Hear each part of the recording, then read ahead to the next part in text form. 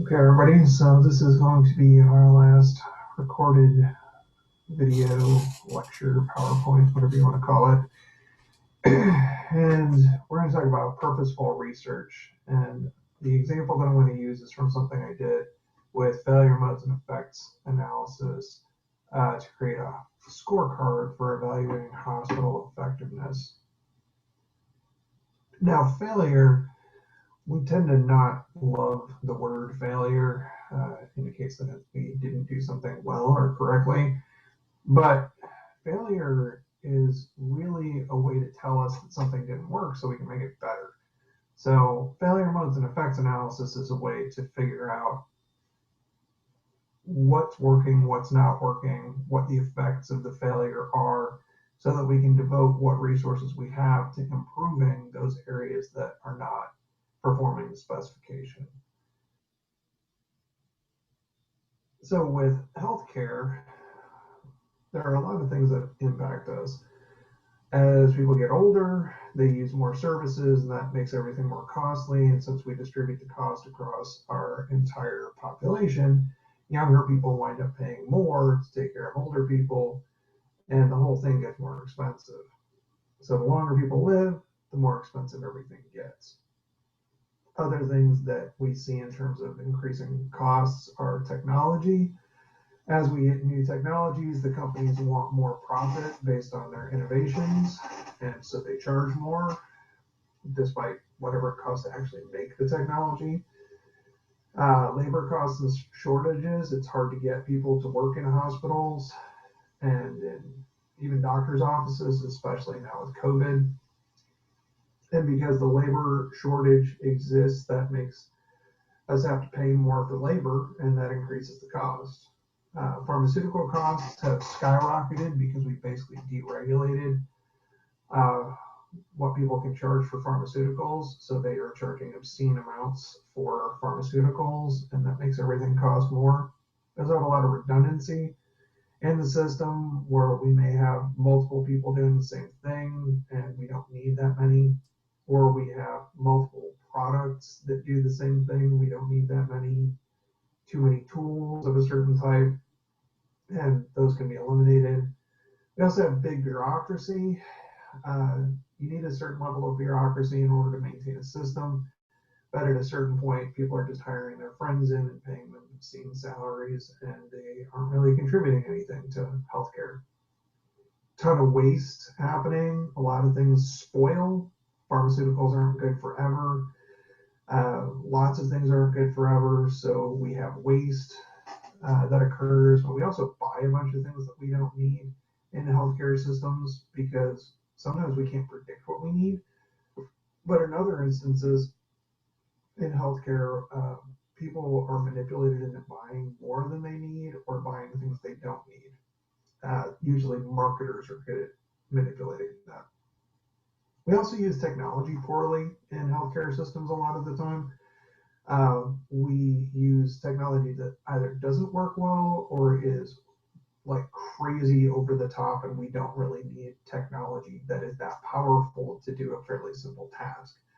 Using insanely high-end digital thermometers in order to take basic temperature readings that could be done with something that costs 1/100th as much is a big driver of waste, where we're using technology that is overpowered for what it's supposed to be doing. We also don't check the performance of individuals and systems very well um, outside of healthcare, but you can also translate this to healthcare. At the University of North Texas, we did a study a few years ago that we were never able to publish. Um, Basically, we looked at the number of document cameras at the university that were actively being used. And these document cameras are extremely expensive. They range anywhere from $250 to $10,000, depending on the type. Like Panopto cameras are super crazy expensive. And there was a way in our back-end technology system, because they were all connected through USB, we could track how often the document cameras were turned on. And we figured out that They had purchased a whole bunch of these tools, but nobody checked to see if they were actually being used. And in fact, we found out often they weren't turned on for more than a few minutes in an entire calendar year. So the return on those assets was extremely low. And a lot of the time, people aren't really doing a good job from a human resources standpoint, but we're not really monitoring their performance based on what we should be, because we've set up metrics that don't make any sense related to their performance. And then also we have a lot of human error. People get exhausted. We don't have enough people in the healthcare system a lot of the time. And so we get misdiagnosed a lot, and we go through an entire round of antibiotics that might be expensive. And turns out it was the wrong thing, misdiagnosis, now we have to do it again. That increases costs. Or we use the wrong tests to figure out what's wrong with someone. CTE scan instead of an MRI, for example, and you have to do it again, which increases costs $7,000, $10,000, whatever it is.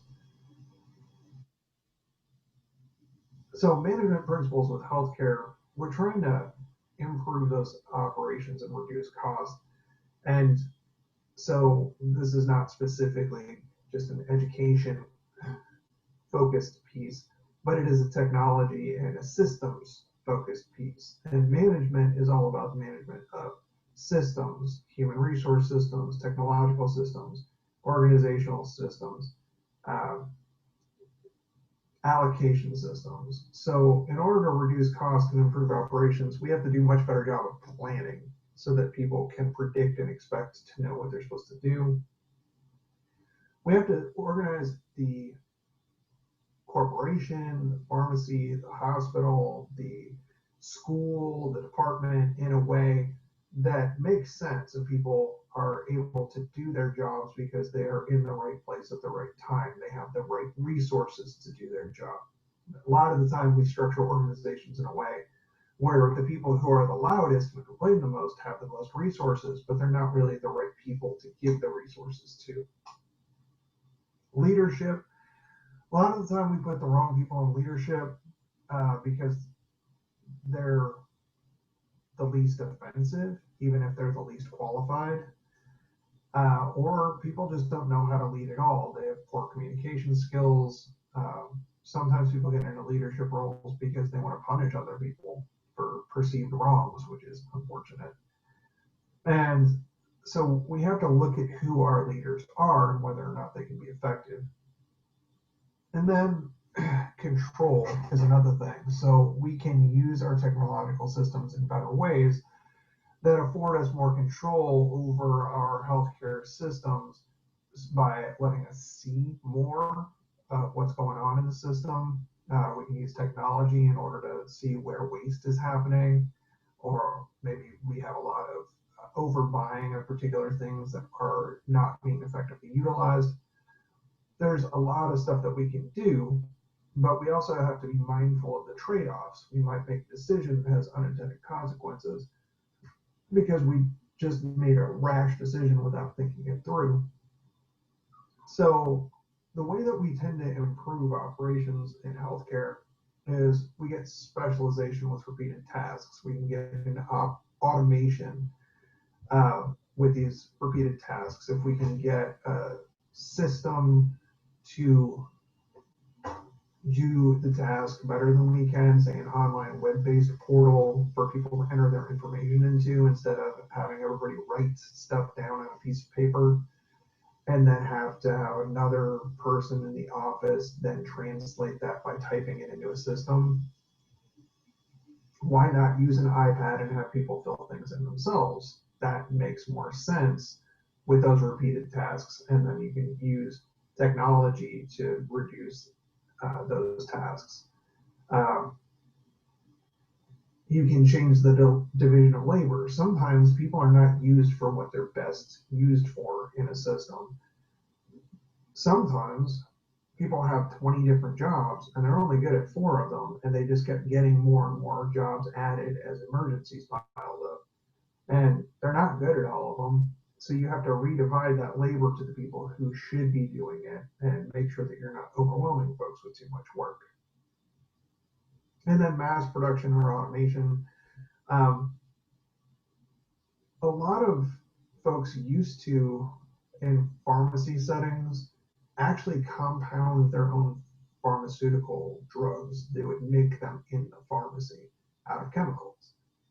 That was a pretty slow process. And while it made the pharmacist more valuable, it also heavily slowed how many people they could serve.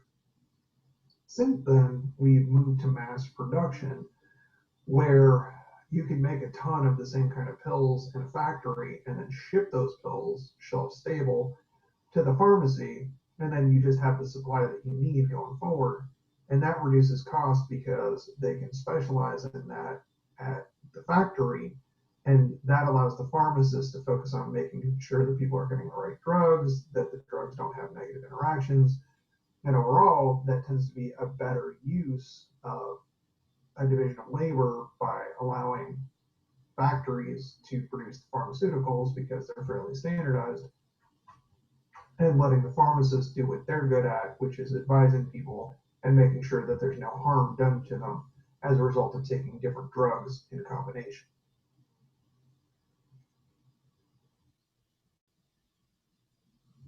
So with the failure modes and effects analysis process, what we did is we actually combined this with soft systems methodology.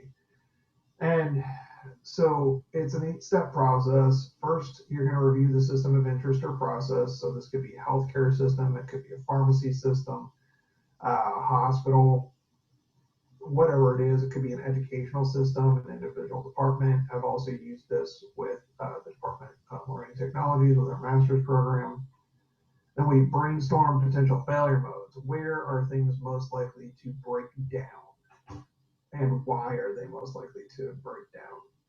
Once we have those brainstormed, then we have to figure out what the effects of each of those potential failures are going to be so that we can figure out what we need to most address our attention to.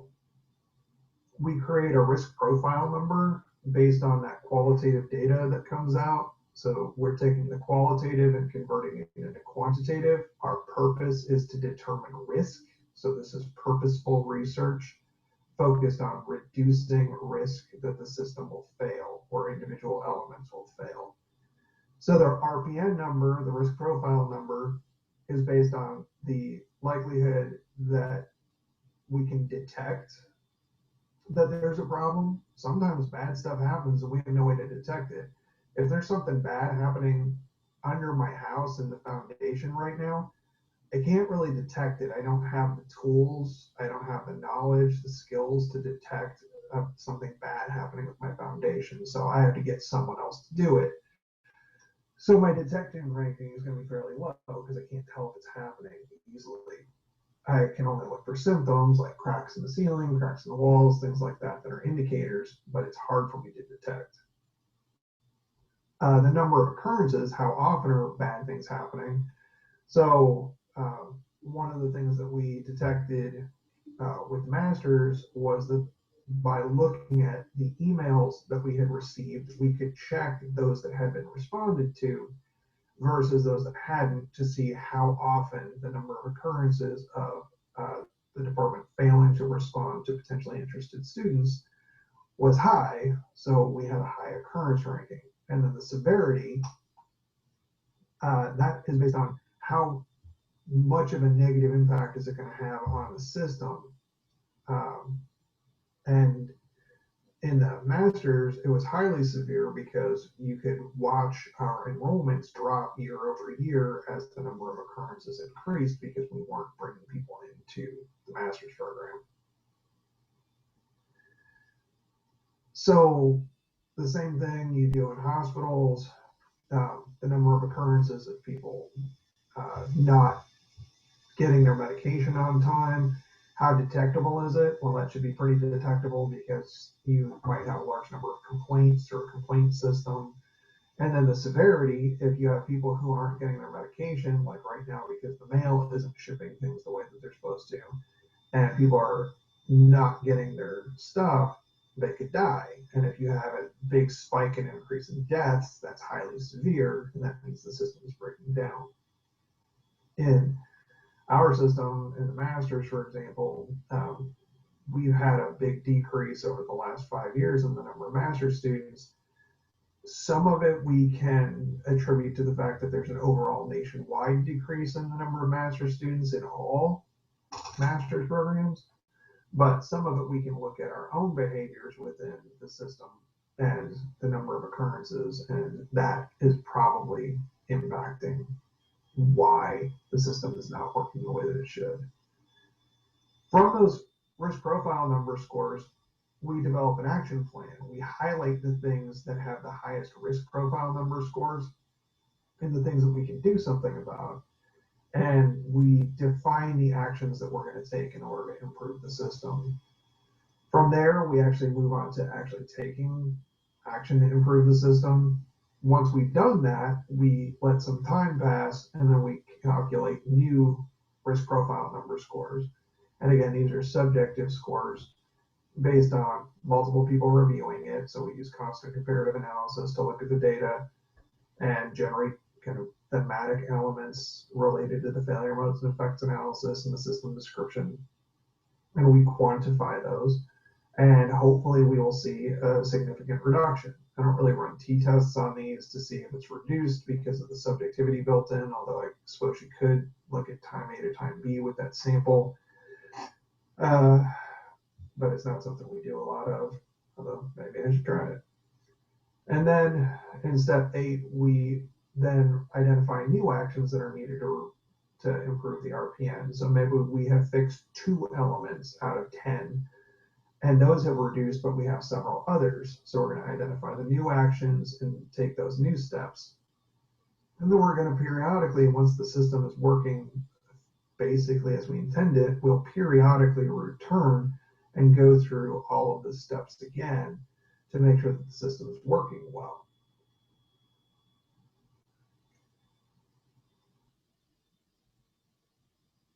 So again, the severity ranking is about what's important to, they say, industry, company, or customers. So if the customers think it's really important that we respond to them, and failure to respond damages our reputation, for example, we lose business because we're not getting students in, a high number means that there's a high impact. If we've got an 8, that means we're losing a ton of students because we are not responding and it's damaging our reputation. The number of occurrences is the probability of a failure happening as we provide this. And because it relies on humans, it is likely to occur because it relies on humans if we don't have a system in place to make sure that we're getting high responsiveness. And then the detection is the rank of the probability of the problem being detected and acted upon before it happens. So can we figure out that there's a problem and fix it before it actually occurs? And so we have severity, occurrence, and detection levels. You risk profile number scores, the severity times the occurrence times the detection, and that provides a score. And based on that score, you can compare the different elements of the system and figure out what's working and what's not.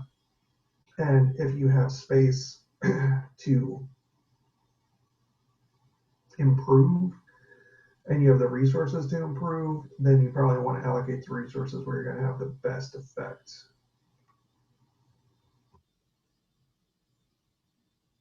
So one of the cool things with this is you can visualize any bottlenecks that happen with the scoring. So you start with the qualitative analysis of the system. We do observations, interviews, artifact analysis. So artifact analysis can also include quantitative data in some instances, but in that instance, I'm talking about things like emails, maybe call logs, any artifacts, notes taken by individuals that are related to whatever our interest is. So if it's improving the masters, then anything related to that. If it's improving a hospital setting, then any artifacts related the system. It could be notes from meetings, it could be handouts and flyers, it could be call logs of complaints, trouble ticket system artifacts, things like that. Interviews, these can be formal or informal, and then direct observations of people's performance is also helpful.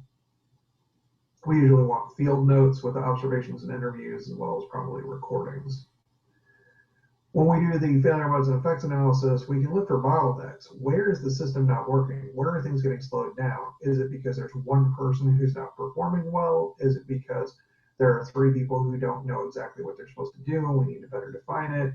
What is making the system not work super well and slowing things?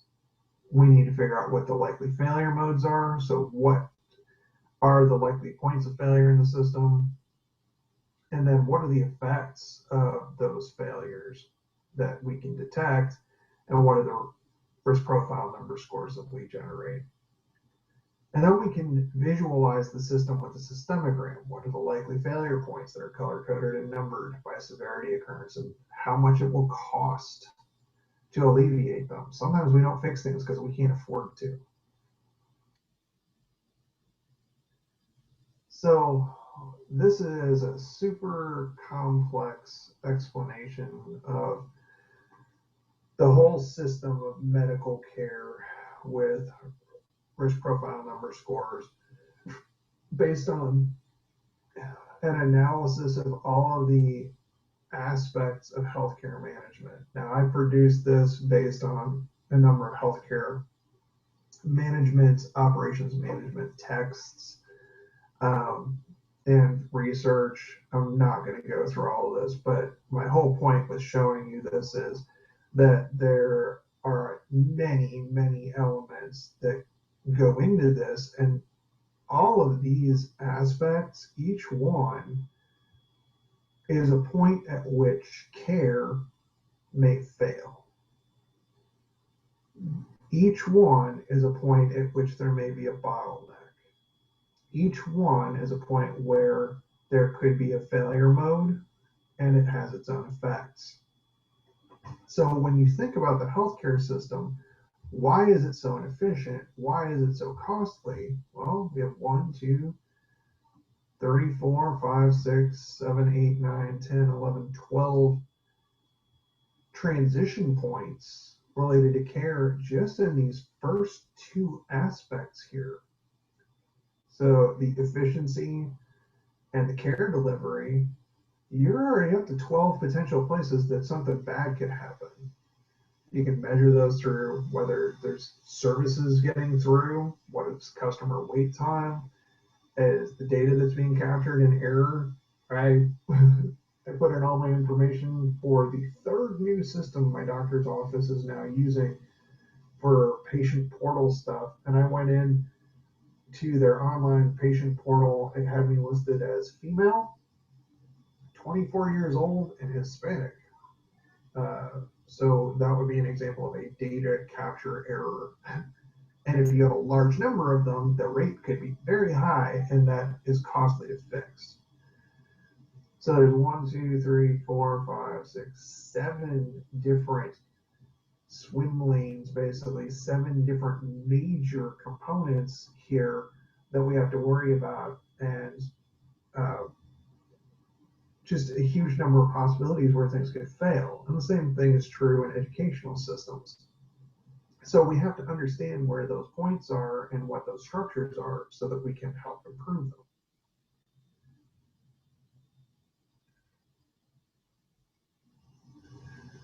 them. Okay, take a quick pause there before we talk about patient health outcomes calculations. So one of the major elements with healthcare that we think about, but we also think about it with education as well, is the care delivery and customer service. So we have to describe the current system. What are its inputs? What are its outcomes? What are the risks for positive patient health outcomes? If we translate this to education, what are the risks to positive service with students? Let's say we just want students to be able to get through our doctoral program. What are the risks that we're not going to get positive outcomes? Students might not get through the program. They may drop out of the program. they may just have a negative experience and recommend that other people don't come in. Some of it could be tied to inefficiencies in patient and employee interactions. Sorry, my cat just decided to bolt in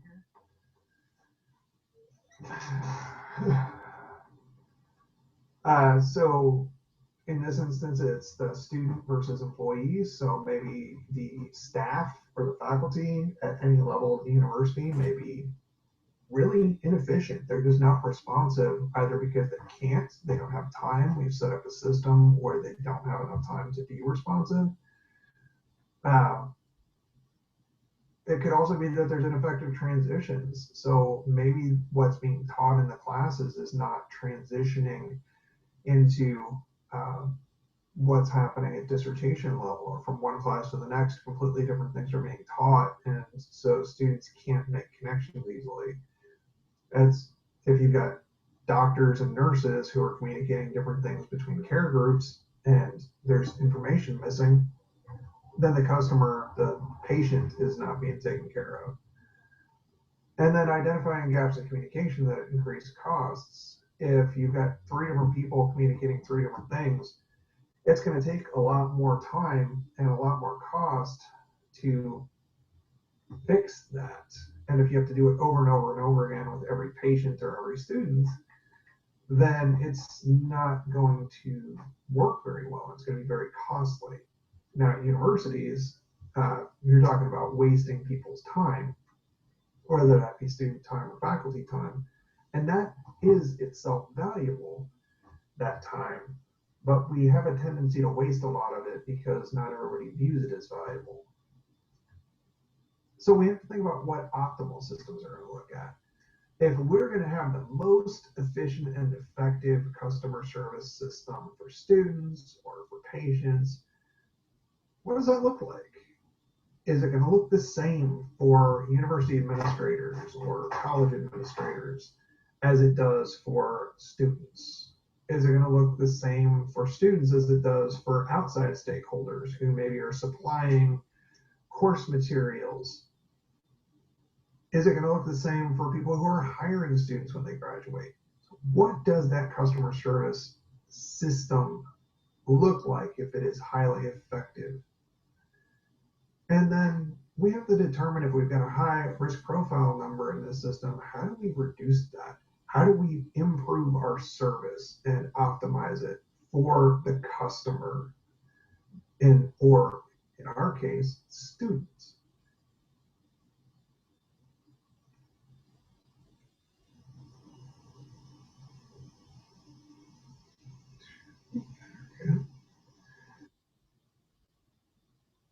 So we have to look also at the costs. One of the things we don't think about a whole lot, because historically universities and K-12 educational systems have been services, not for profit. And so states provided significant amount of money in order to make sure that we could do the job well. Nowadays, they are starving most of the universities. We've cut taxes tremendously.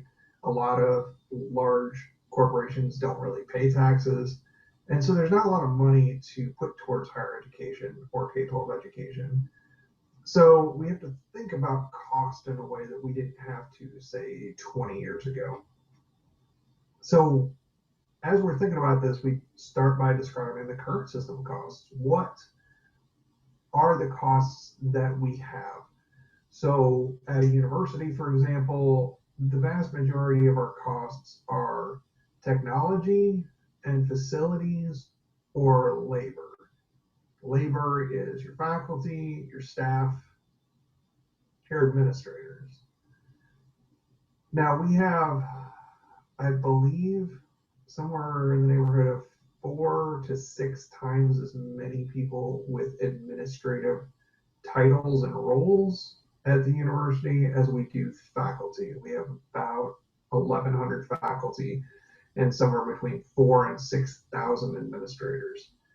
And that varies. Right now, we have cut off a ton of administrative and staff positions because of COVID finance problems.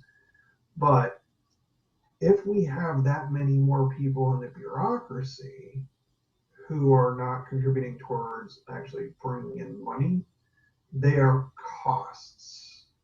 And so the only people at the university who generate money for the university are faculty through their teaching. And it doesn't matter if it's a full professor, an assistant, associate, a lecturer, or an adjunct. Students pay money for classes. That's how the university functions. And then the state gives a little bit of money, about $150 per course, although it depends. Some courses are worth much more, like engineering courses or healthcare courses, pharmacy courses.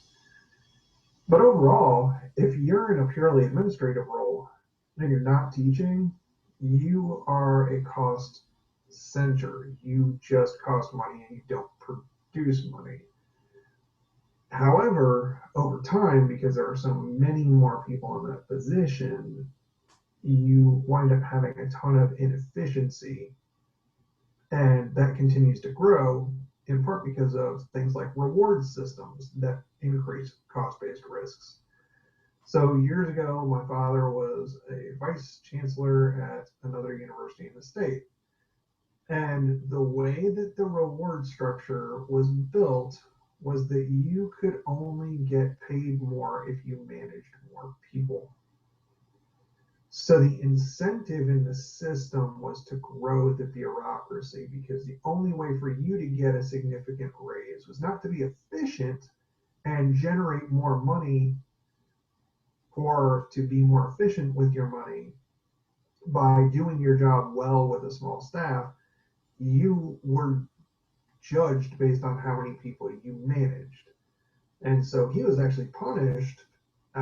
He was one of the few folks at the university in an administrative role who actually brought in money to the university through technology transfer, where faculty, he facilitated faculty selling inventions to private companies who would then pay the university in part for that. So he was generating $50 million a year at certain points off of that technology transfer with a staff of 4.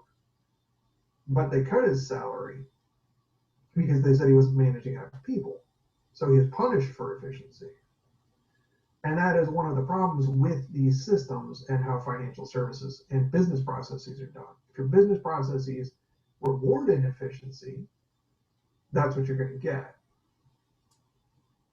So in a hospital, you've got ineffective transitions of patients between care groups.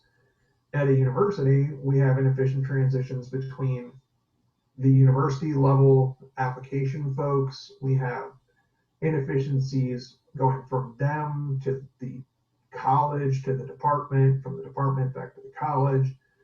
The communication tends to be poor because there are not great processes implemented. People don't know what to do. Everything is very haphazard. And it's not just UNT, it's most universities are like this.